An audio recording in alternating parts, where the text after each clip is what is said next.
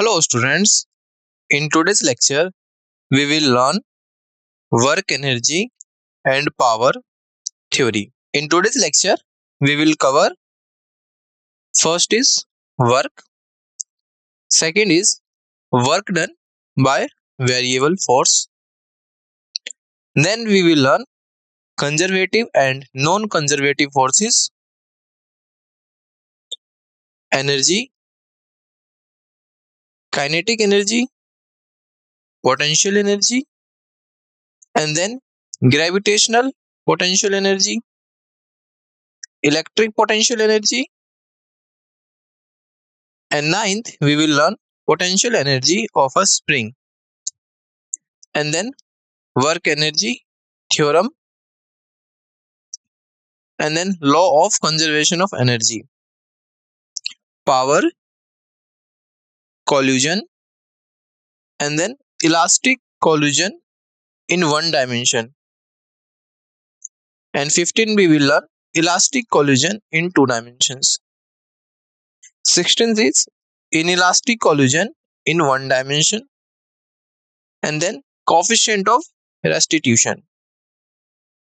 And 18 we will learn rebounding of a ball on a collision with the floor.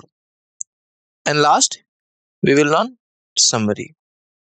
So these are the topics which we will cover in today's lecture. Disclaimer: the images used in our slide deck are for educational purposes only. We respect the intellectual property rights of the original creators and owners of these images.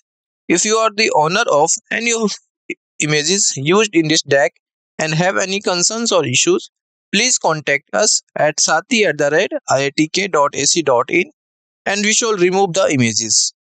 So, work, energy, and power.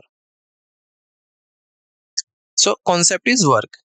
So, here question arises: what is work, or what is the definition of work?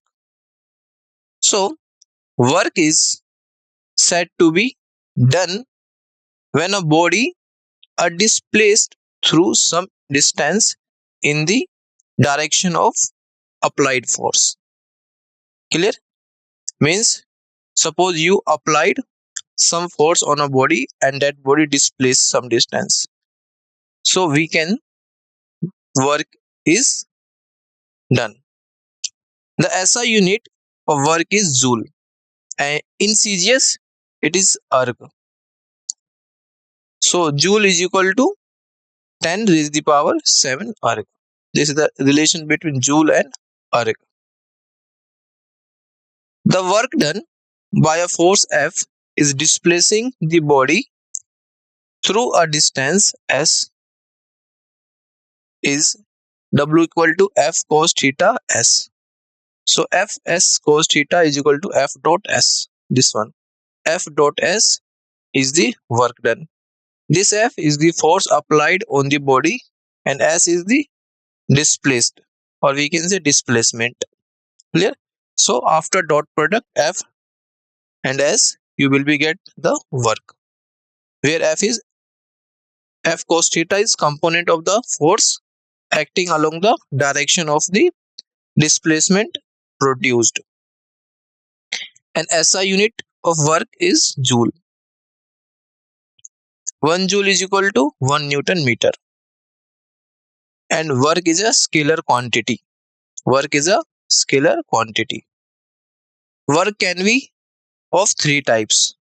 First is positive work, second is negative work, and third zero work.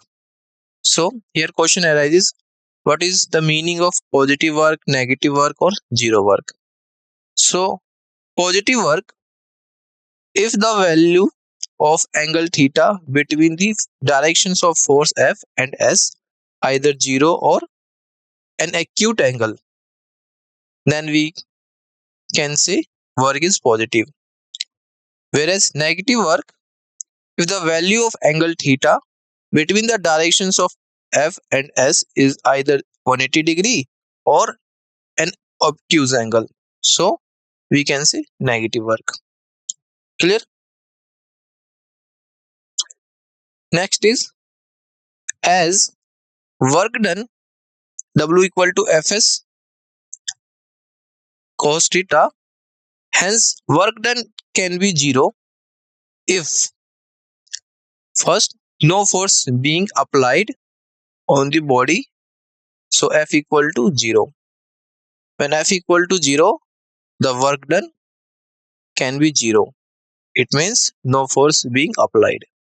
Second, although the force is being applied on a body, but it can is unable to cause any displacement in the body.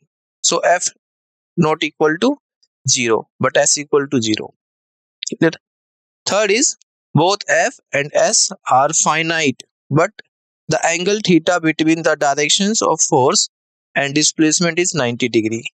In such case, W equal to F dot S, Fs cos theta. So Fs cos 90 degree equal to 0. So this is the 0 work. Clear? This is the 0 work. So this is 0 work. Next is work done by a variable force.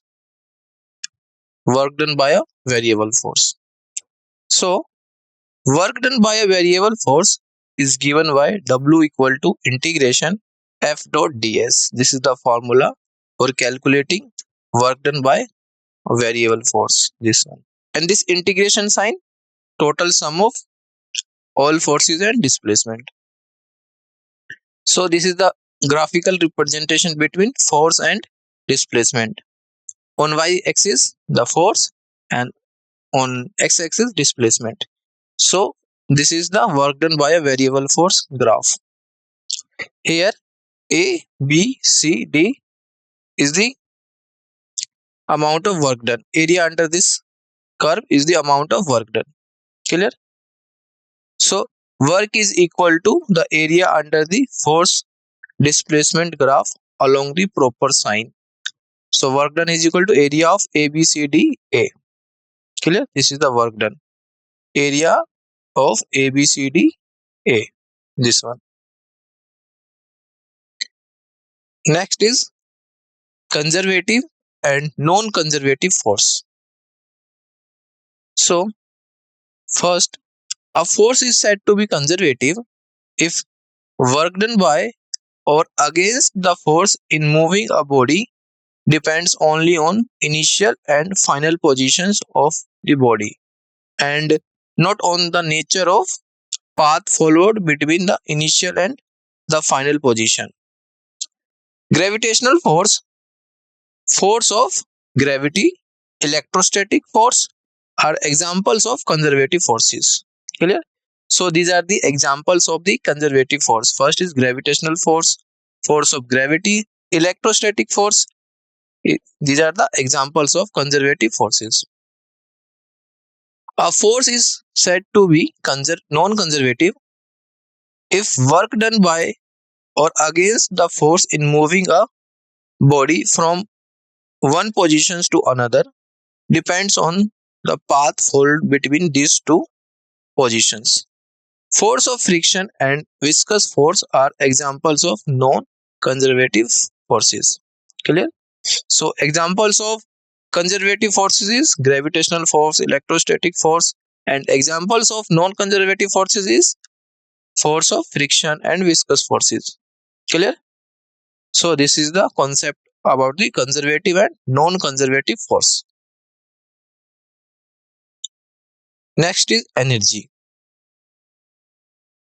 So energy is defined as the capacity or ability of a body to do work. And energy is a scalar and its unit and dimensions are same as that of work. Thus, SI unit of energy is joule.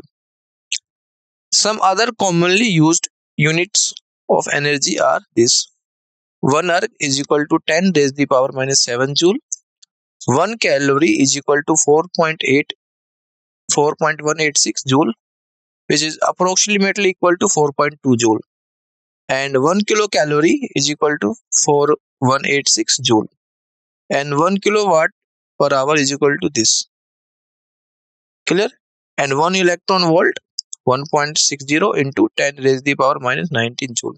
Clear? So this is the energy and the commonly used units and their relations between other units. Clear? Next is kinetic energy. Kinetic energy. So kinetic energy is the capacity of a body to do work by virtue of its motion. A body of mass m moving with velocity v has kinetic energy k equal to half mv square. So this is the formula of kinetic energy, k equal to half mv square, this one. Kinetic energy of a body is always positive irrespective of the sign of velocity v. Negative kinetic energy is impossible. Clear? This is the important point. Negative kinetic energy is impossible. Kinetic energy is correlated with momentum as k equal to p square by 2m. This one. This is the kinetic energy where p is the momentum and m is the mass, where p equal to under root 2m k. So when you putting this p in this formula, you will be get k equal to half mv square. Clear? This is just form of kinetic energy in different terms. Next is kinetic energy for system of particle will be this, k equal to half m I vi square. Here summation is for different particles. For particle 1 m1 v1 squares, for particle 2 m2 v2 square, for particle 3 m3 v3 square, and so on. Clear? So this is the kinetic energy for system of particles, this one. And the relation between kinetic energy and force is kinetic energy upon force is equal to v cross t divided by 2. So this is the relation between kinetic energy and force, where v is the velocity and t is time, this one. Clear? So this is the formula of kinetic energy, and this is the formula of kinetic energy in the form of momentum, and this is the formula of kinetic energy for system of particle, and the relation between force and kinetic energy. Clear?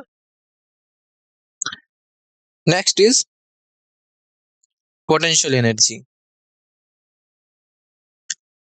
Potential energy is the energy stored in a body or a system by virtue of its position in a field or force or due to its configuration. Potential energy is also called mutual energy or energy of configuration. So, the value of potential energy in a given position can be defined by only by assigning some arbitrary value of the reference point. Generally, reference point is taken at infinity and potential energy at infinity is taken as 0. In that case, we can written in this form: u equal to minus w is equal to minus integration infinity to that point r f dot dr. Clear? So this is the potential energy formula, this one. And potential energy is a scalar quantity. Eh? Clear? It may be positive as well as negative. And there are different types of potential energy are given below. First is gravitational potential energy. Second is electric potential energy. Third is potential energy of spring. Clear? So these are the different types of potential energy. Next is gravitational potential energy. Gravitational potential energy. So it is the energy associated with the state of separation between two bodies which interact via the gravitational force. The gravitational potential energy of two particles, masses m1 and m2, separated via distance r, is u equal to minus gm1 m2 divided by r. Clear? This one. This is the gravitational potential energy. If a body of mass m is raised to a height h from the surface of the earth, the change in potential energy of the system earth body comes out to be this one: delta U is equal to mgh divided by 1 plus h by r, or delta U is approximately equal to mgh if h is less than r. Thus, the potential energy of a body at height h, that is mgh, is really the change in potential energy of the system for h is less than r. For the gravitational potential energy, the zero of the potential energy is chosen on the ground. Clear? So this is the concept about the gravitational potential energy. Next is electric potential energy. The electric potential energy of 2-point charges Q1 and Q2 separated by a distance r in vacuum is given by this one: U equal to 1 upon 4 pi epsilon naught Q1 Q2 divided by r, this one, where 1 upon 4 pi epsilon naught is equal to this 9.1 into 10 raised to the power 9 Newton meter square per coulomb square, which is equal to constant. Clear? So this is the electric potential energy and the formula is this. Clear? Next is potential energy of a spring. So whenever an elastic body, say a spring, is either stretched or compressed, work is being done. Clear? Here there are two conditions: first, stretched and compressed. Against the elastic spring force, the work done is W equal to half k x square. This is the work done. W equal to half k x square. This one, where k is spring constant and x is the displacement. And elastic potential energy U equal to half k x square. This one. This is the elastic potential energy formula, and this is the work done formula. If spring is stretched from initial position x1 to final position x2, then work done is equal to increment in elastic potential energy, which is equal to half k x2 square minus x1 square.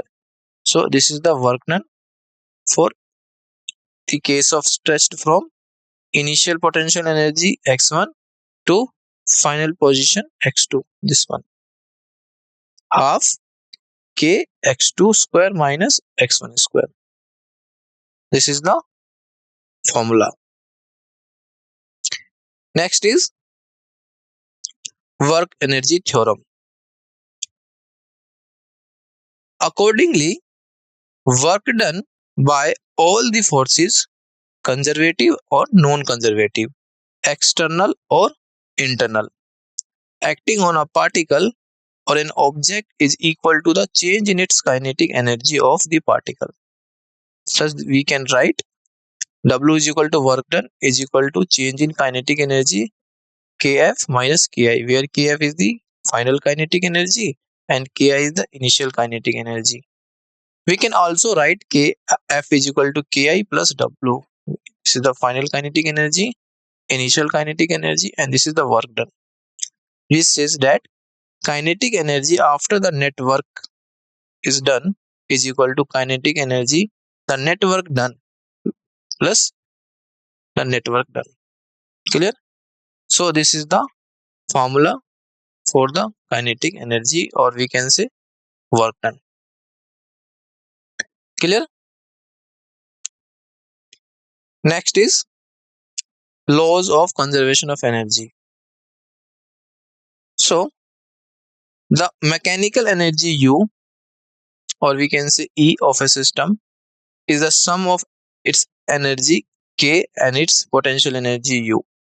So here the terms is using for mechanical energy E, kinetic energy K, and potential energy U. So E equal to K plus U.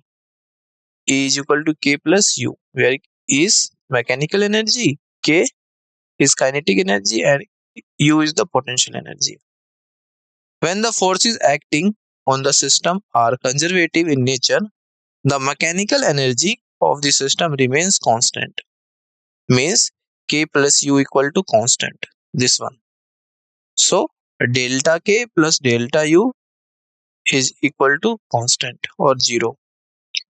There are physical situations where one or more non-conservative force act on the system, but net work done by them is zero. Then the mechanical energy of the system remains constant. If summation W net equal to zero, in that case mechanical energy equal to constant. So these are the definitions of the important terms. Clear? Next is power. So question arises, what is power or what is the definition of power? So power, it is a quantity that measures the rate at which work is done or energy is transformed. Average power P average is equal to work upon time. So this is the formula of average power, work upon time. Clear? This one. The shorter is the time taken by a person or a machine in performing a particular task, the larger is the power of that person or machine. So power is a scalar quantity and its SI unit is watt. So where 1 watt is equal to 1 joule per second. So this is the relation between watt and joule per second.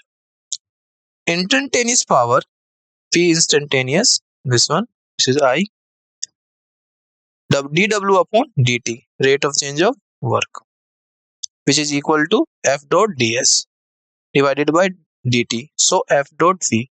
So ds upon dt is v, velocity. So some other commonly used units of power are, first is 1 kilowatt is equal to 10 cube watt, and 1 megawatt is equal to 10 raised to the power 6 watt, and 1 horsepower is equal to 746 watt. So this is the commonly used units of power. Clear? And this is the formula, work upon time. Next is collision. The physical interaction of two or more bodies in which each equal and opposite forces act upon each other, causing the exchange of energy and momentum is called collision. Collisions are classified as first elastic collision and second inelastic collision. Clear? So this is the types of collision, elastic and inelastic collision. Next, elastic collision in one dimension. So in a perfectly elastic collision, total energy and total linear momentum of colliding particles remains conserved. Moreover, the forces involved in interaction are conservative in nature and the total kinetic energy before and after collision remains unchanged. Here, this is suppose two bodies, mass is m1 and m2, have an initial velocity u1 and this particle having velocity u2. So this is the condition before the collision. Clear? After collision, the mass is m1 and m2 and velocity becomes v1 and v2. So in both conditions, the total kinetic energy before and after collision remains unchanged. Clear? In our figure, two bodies A and V of masses m1 and m2 and having initial velocities u1 and u2 in one dimension collide elastically and after collision move with velocity v1 and v2, then we find this relation. Relative velocity approach is equal to relative velocity of separation. So u1 minus u2 is equal to v2 minus v1. This is the relative velocity approach and relative velocity of separation. So the formula becomes v1 is equal to m1 minus m2 divided by m1 plus m2 multiplied by u1 plus 2m2 divided by m1 plus m2 multiplied by u2. And for v2, 2m1 divided by m1 plus m2 multiplied by u1 plus m2 minus m1 divided by m1 plus m2 multiplied by u2. So this is the velocities after collision v1 and v2, and this is u1 and u2 is the initial velocities before collision. Clear? Next is elastic collision in two dimensions. In this type of collision, the two particles or objects moving along different directions collide each other like this. Suppose this is particle mass is m1 and velocity u1, and after this is particle m2 mass m2, particle b and mass m2. So when this particle is collide with this one, so there is a separation of particles. First is move in different direction and second is another direction. So mass is m1, direct velocity v1 and mass m2 velocity v2. So this is the case. Clear? And it makes angle theta and it makes angle phi. Clear? So this is condition before collision and this is the condition for after collision. As linear momentum is conserved along the x-axis, so solving this graph mathematically, m1 u1 plus m2 u2 is equal to m1 v1 cos theta plus m2 v2 cos phi. So let this is equation first. And along y-axis 0, because there is no any motion in y-axis, only have an x-axis. This is the x-axis and there is no motion in y-axis. That's why the 0. m1 v1 sin theta minus m2 v2 sin phi. Clear? So let this is equation second. So as kinetic energy remains unchanged, hence half m1 u1 square plus half m2 u2 square is equal to m1 v1 square plus m2 v2 square. So this is the total kinetic energy remains unchanged. Clear? Total kinetic energy remains unchanged. And let this is equation third. So when we solve these equations, provided that either the value theta and phi knowns to us. In inelastic collision, the total linear momentum as well as total energy remain conserved. But total kinetic energy after collision is not equal to kinetic energy before collision. So for inelastic collision, common speed v equal to m1 v1 divided by m1 plus m2. This one for inelastic collision. Clear? So loss in kinetic energy which is m1 m2 v1 minus v2 whole square divided by 2 m1 plus m2. Loss of kinetic energy is this. So here v2 equal to 0. So that's why delta k, this is the loss of kinetic energy m1 m2 v1 square divided by 2 m1 plus m2. And before collision v2 equal to 0. So this is before collision, so v2 equal to 0, and after collision m1 v1 and this is velocity v.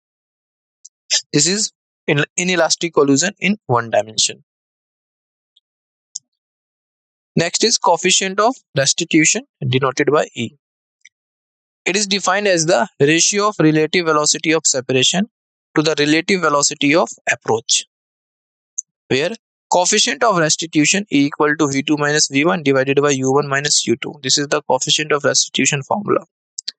This one. Clear? And for perfectly elastic collision E equal to 1, and for perfectly inelastic collision E equal to 0. So if 0 less than E is less than 1, the collision is said to be partially elastic.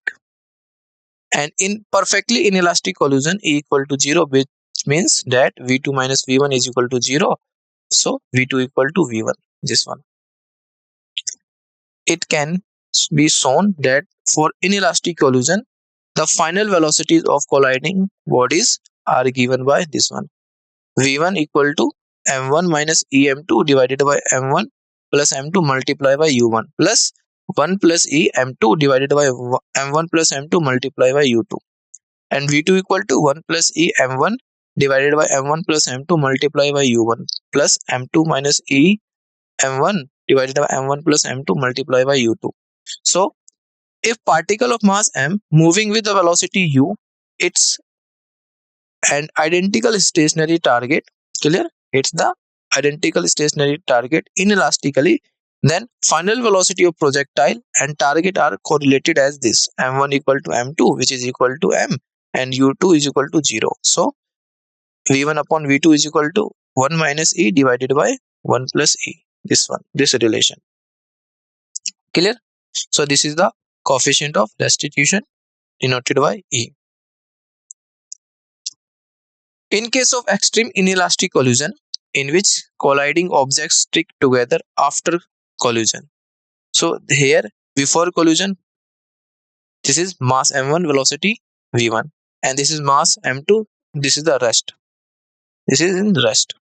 Clear? Have in rest.